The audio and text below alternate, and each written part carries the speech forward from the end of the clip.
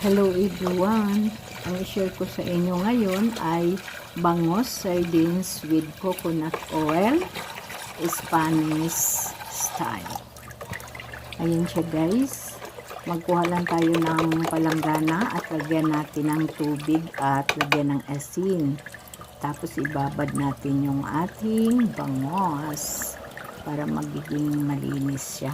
At saka ang fresh ng bangos guys, napakaganda niyan, napakasarap ang luto niyan kasi sa sobra niyang fresh, yung mata niya ay nanglilisig pa siya. Ayan, napaka fresh niya, masarap yan.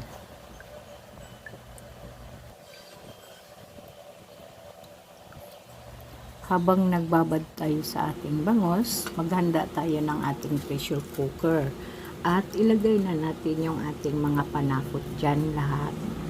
Tapos, pagka nandyan na lahat yung mga panakot, ilalagay na natin yung ating bangos.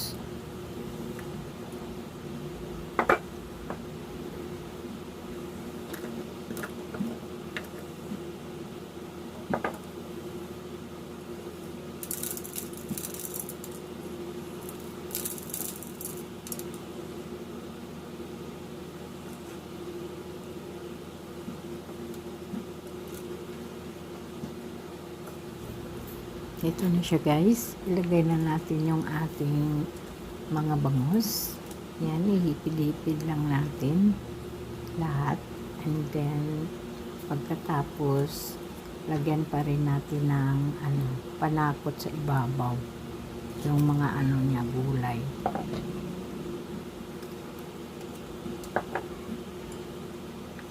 Yan.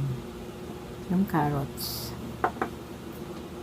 Topping natin ay sili din, sili para maanghang. Masarap kasi pag medyo maanghang.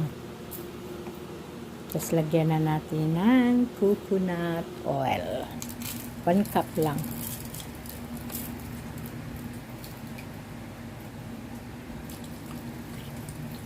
Tapos tubig, 3 cup na tubig. Ayan, tapos iluto lang natin siya ng 30 minutes. Tapos pagka nakulo na siya, i-medium lang natin yung apoy. Tapos pahinaan. Medium to low para lumambot talaga siya ng mabuti. Ayan na. Tignan na natin. Medyo masarap na siya. Ayan, kung nagustuhan nyo, don't forget to subscribe, like, and share. And thank you for watching. See you on my next vlog. Bye!